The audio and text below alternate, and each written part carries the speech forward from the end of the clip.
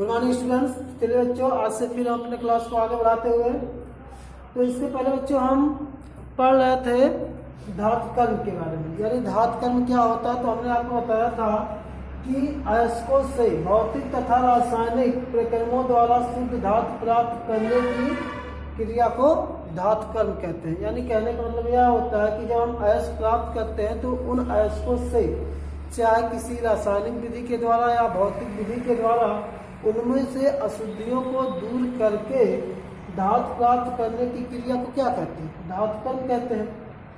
तो अब देखिए बच्चों, अयस्कों से धातु के निष्कर्षण में निम्नलिखित प्रक्रम प्रयुक्त होते हैं। इसका कहने का मतलब यह है कि जब हम अयस्क से धातु को प्राप्त करेंगे तो इसके लिए हमें कई प्रोसेस से गुजरना पड़ेगा। यानी हमको सीधे तरीके से धातु हम प्राप्त नहीं कर सकते। तो अब देखेंगे हम कि कौन कौन से प्रक्रम है जिससे हम क्या करते हैं, धातु को हम प्राप्त करते हैं। तो बच्चों, उनमें से हमारा पहला नंबर आता है अयस्क का पीसना। तो बच्चों, इसमें क्या होता है, यानी कहने का मतलब यह होता है जो हम मिट्टी से यानी जमीन के नीचे से पदार्थ को निकालते हैं तो उसको हम क्या कहते हैं, अयस्क कहते हैं। और उन अयस्क को अब क्या करेंगे, वहां से निकालेंगे और उनको हम पीसेंगे। क्या करेंगे, पीसेंगे, उसके बाद उनको अलग करेंगे। तो देखिए पहले अयस्क का पीसना क्या होता है, इनके बारे में हम जानते हैं। तो देखिए लिखा गया बच्चों, खानों से प्राप्त अयस्क को पहले हथौड़े से पीटकर छोटे छोटे टुकड़ों में तोड़ा जाता है। क्या कहा जा रहा है, यानी जब हम खान से अयस्क को निकालते हैं तो वह किस रूप में होते हैं, यानी बड़े बड़े टुकड़ों में होते हैं। तो हम क्या करते हैं, उनको सबसे पहले क्या करते हैं, हथौड़े से या किसी भी यंत्र से आप कह सकते हैं, उसको पीट करके हम छोटे छोटे टुकड़ों में क्या करते हैं, तोड़ते हैं। फिर कहा जा रहा है दलित्र अथवा स्टाम्प मिल द्वारा, यहाँ मिल छूट गया बच्चों, स्टाम्प मिल द्वारा कूट पीस कर इसका पाउडर बना लेते हैं। फिर क्या करते हैं, तो जो हम टुकड़ा प्राप्त करते हैं, यानी जब अयस्क के प्राप्त करते हैं धातु को, उसको खान से प्राप्त अयस्क को हम पहले क्या करते हैं, हथौड़े की सहायता से छोटे छोटे टुकड़ों में तोड़ते हैं।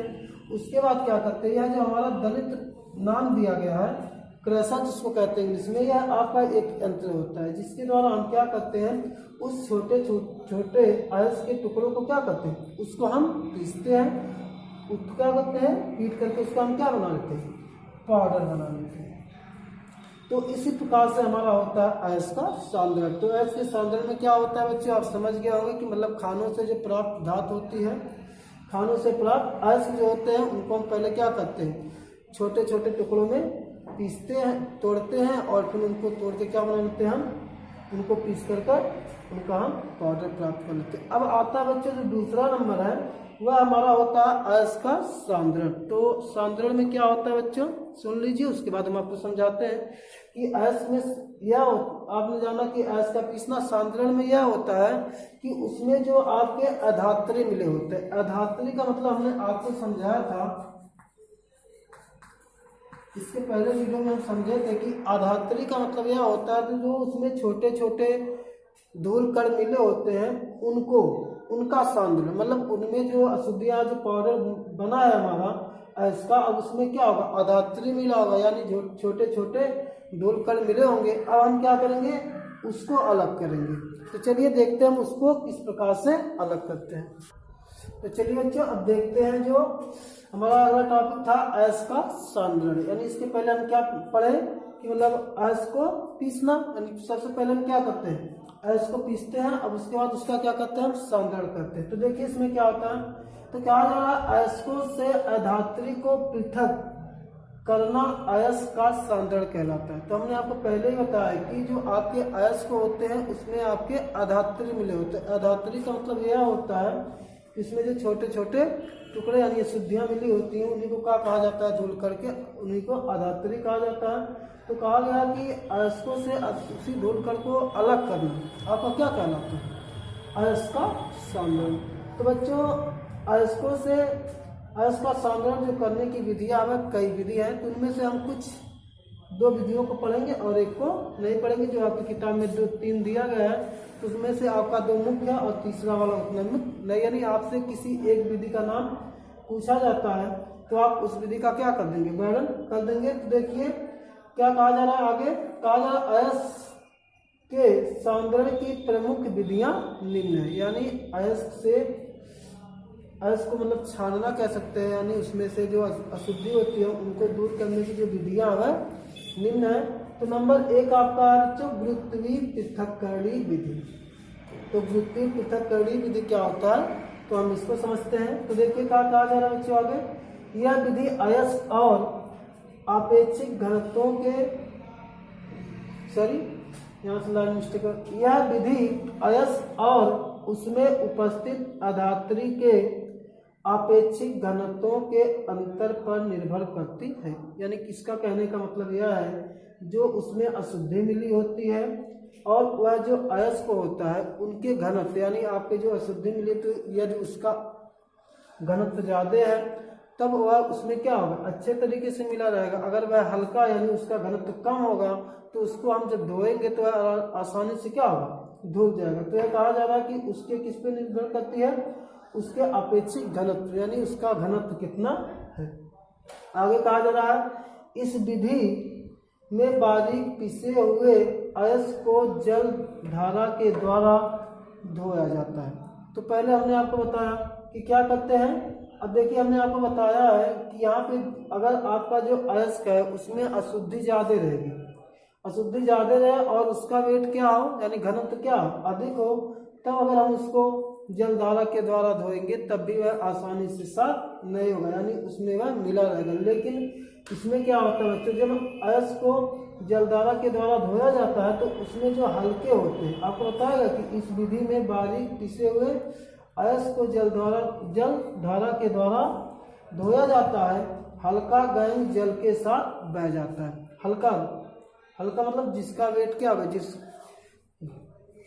गैंग का मतलब यह होता है अशुद्धि, उसमें जो कुछ भी आपके कण धूलकण मिले होंगे उनकी जो अशुद्धियाँ अगर मान लीजिए हल्की है तो अगर हम जल के साथ उनको धोएंगे तो उनके साथ रह जाएंगे, क्या होगा उनका, वह बह जाएंगे। फिर आगे कहा जा रहा है भारी अयस्क शेष रह जाता है और जो भारी आपके अयस्क होते हैं वह उसमें बच जाते हैं। तो इस प्रकार से हम क्या करते हैं, इस विधि से अयस्क का सांद्रण करते हैं। तो आपको इस विधि में क्या बताया गया बच्चों कि यानी जो हमको पहले हम क्या करते हैं, खानों से प्राप्त खानों से प्राप्त हमको पिसा हुआ मिलता है, जो खानों से हमको धातु मिलता है उसको हम पीसते हैं। उसके बाद उसका सांद्रण करने के जब गुरुत्वीय विधि में लाते हैं तो उसको हम क्या करते हैं, पहले पानी से धुलते हैं। तो उसमें क्या होता है, जो आपका हल्के गैंग होते हैं वह क्या होते हैं, उस जल के साथ बह जाते हैं और शेष जो आपका अयस्क रहता है वह बच जाता है। तो इस प्रकार से हम क्या करते हैं, इस गुरुत्वीय पृथक्करण विधि से अयस्क का सांद्रण करते हैं। तो बच्चों इसमें जो है, इस विधि में हम भारी अयस्क कहा जा रहा है, इस विधि से भारी अयस्कों का सांद्रण किया जाता है। तो कुछ अयस्कों के नाम दिए, जैसे आपका SnO2 है, टिन ऑक्साइड है, और एक आपका है Fe3O4। तो इस प्रकार के अयस्कों का सांद्रण जो है बच्चों इस गुरुत्वीय पृथक्करण विधि से किया जाता है। अब चलिए देखिए आपका एक और है चुंबकीय पृथक्करण विधि, यानी चुंबकीय पृथक्करण विधि से हम धातु का सांद्रण कैसे करते हैं। तो चलिए बच्चों हम देखते हैं जो दूसरा विधि है यानी अयस्क का सांद्रण का, वह है हमारा चुंबकीय विधि यानी चुंबकीय पृथक्करण विधि। यानी यह जो विधि है, इस विधि से हम अयस्क का सांद्रण किस प्रकार से करते हैं। तो देखिए बच्चों क्या कहा जा रहा है कि यह विधि पदार्थों के चुंबकीय गुणों पर आधारित है। यानी देखिए बच्चों, यह पदार्थ में चुंबक का गुण पाया जाएगा तभी इस विधि के प्रयोग से हम क्या कर सकते हैं, उसका सांद्रण कर सकते हैं। यानी कह सकते हैं कि उस पदार्थ में कोई क्या होना चाहिए, कुछ चुंबकीय गुण होना चाहिए। आगे कहा जा रहा है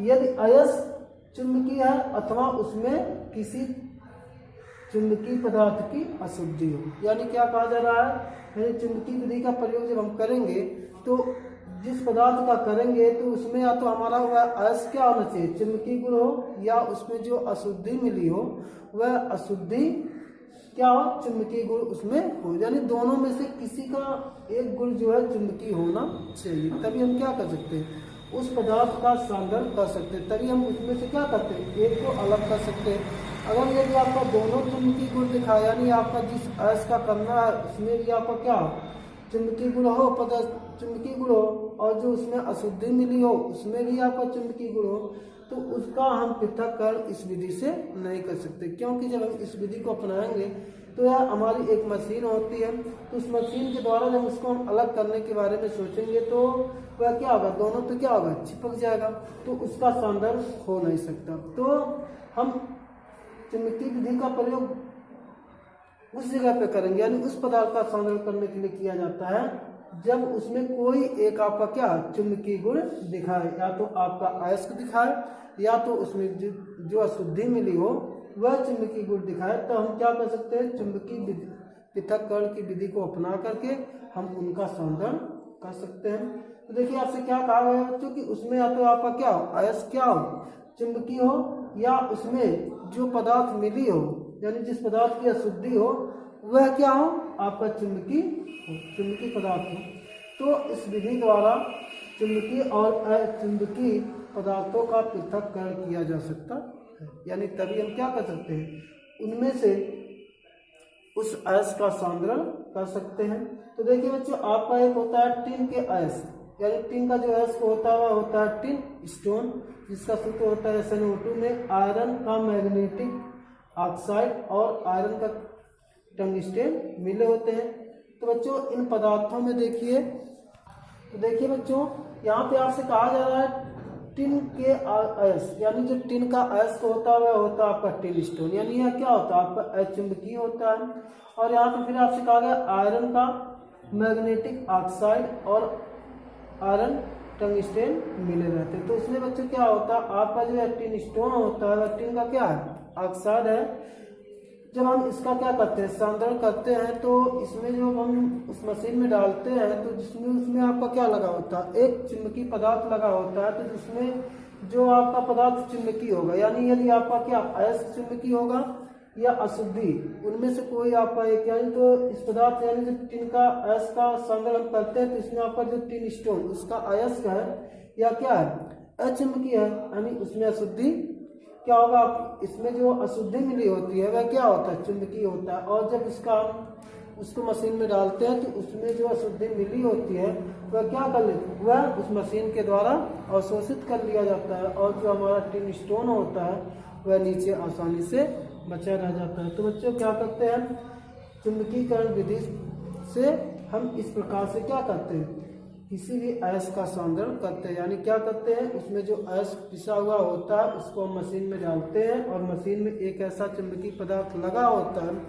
जो चुंबक जैसा गुण दिखाता है, वह क्या करता है, उसको अपनी ओर आकर्षित कर लेता है, और जो पदार्थ आपका चुंबक जैसा गुण नहीं दिखाता उसको वह आकर्षित नहीं करता है। तो इस प्रकार से बच्चों हम क्या करते हैं, अयस्क का सांद्रण चुंबकीय विधि से कर देते हैं। अब चलिए बच्चों हम देखते हैं कि धातु का निष्कर्षण, यानी जब हम क्या कर देंगे, उसका सांद्रण करेंगे तो उसके बाद हम उसमें भी कुछ अशुद्धि हमारी मिली होंगी, तो अब उसमें से हम धातु को किस प्रकार से अलग करेंगे। तो चलिए बच्चों आप देखते हैं, जो हमारा दूसरा यानी तीसरा नंबर आता है, पहला नंबर हमारा क्या होता है, यानी धातु को पीसना, सॉरी धातु को नहीं, जो हम मट्टी से या खानों से जिस पदार्थ को निकालते हैं, पहले हम क्या करते हैं, उसको हम पीसते हैं, फिर उसको हम क्या करते हैं, उसका सांद्रण करते हैं। अब तीसरा नंबर है निष्कर्षण, यानी हम धातु का निष्कर्षण उसमें से किस प्रकार से करेंगे। तो देखिए बच्चों क्या कहा जा रहा है कि सांद्रित अयस्क से धातु प्राप्त करने की क्रिया को धातु का निष्कर्षण कहते हैं। यानी क्या कहा जा रहा है, यानी जो हम जिस धातु का क्या करते हैं, सांद्रित करते हैं, उसका सांद्रण करते हैं, अब उनसे हम धातु प्राप्त करने की क्रिया को क्या कहते हैं, धातु का निष्कर्षण करते हैं। तो देखिए बच्चों, धातु से निष्कर्षण करने के लिए, उसको निष्कर्षण करने के लिए हमें कई प्रक्रम से गुजरना पड़ता है, यानी इसके लिए भी हमें क्या करना पड़ता है, कई प्रक्रमों से गुजरना पड़ता है, क्योंकि जब हम उस धातु का सांद्रण करते हैं तो उस सांद्रण से भी जो अशुद्धियाँ उसमें मिली होती है वह पूरी तरीके से साफ नहीं होती है, यानी उसमें भी क्या होता है, कुछ अशुद्धियाँ मिली होती है। तो उनको दूर करने के लिए हम क्या करते हैं, उस धातु का निष्कर्षण करते हैं। तो उस धातु के निष्कर्षण के लिए भी हमें क्या करना पड़ता है, एक ही प्रकार के निष्कर्षण से हमारा उसमें अशुद्धियाँ, सभी अशुद्धियाँ जो होती हैं वह साफ नहीं होती हैं। तो उनके लिए कुछ अलग अलग से क्रियाकलाप हैं, तो हम उनको अलग अलग माध्यम से क्या करते हैं, उनमें जो कई शुद्धियाँ मिली होती है उनको हम दूर करते हैं। देखिए उसमें आपका नंबर 1 आता है निष्कापन, उसके बाद दूसरा हमारा होता है भर्जन होता है, उसके बाद तीसरा नंबर जो होता है प्रगलन होता है। तो इन तीनों माध्यम से हम क्या करते हैं, उस धातु का निष्कर्षण करते हैं, यानी उसमें जो अशुद्धियाँ मिली होती हैं उसको हम दूर करते हैं। तो चलिए हम देखते हैं निस्तापन, यानी इसमें निस्तापन की क्रिया में हम क्या करते हैं। तो देखिए बच्चे लिखा गया है कि इस क्रिया में सांद्रित अयस्क को उसके गलनांक के नीचे ताप तक गर्म करते हैं। तो क्या कहा जा रहा है, यानी जो हमारा सांद्रित अयस्क होता है उसको हम क्या करते हैं, निस्तापन की प्रक्रिया में उसको हम गर्म करते हैं। और गर्म कहाँ तक करते हैं कि उसको उतने ताप तक हम गर्म करते हैं कि वह अयस्क जो है गलने ना पाए, यानी उसके मतलब जो उसमें अशुद्धि रहे वह गल जाए, लेकिन जो हमारा अयस्क है वह गलने ना पाए, यानी कम ही ताप तक क्या करते हैं, उसको गर्म करते हैं। उसके बाद क्या कहा जा रहा है आगे, ताकि उसमें से नमी, जल व अन्य वाष्पशील पदार्थ निकल जाए। यानी जब हम उस पदार्थ को गर्म करते हैं तो जानते हैं क्या होता है, उसमें नमी जो होती है और जो जल होता है और कई भी अन्य पदार्थ जो होते हैं उसमें से क्या होते हैं, वाष्पित होकर निकल जाते हैं।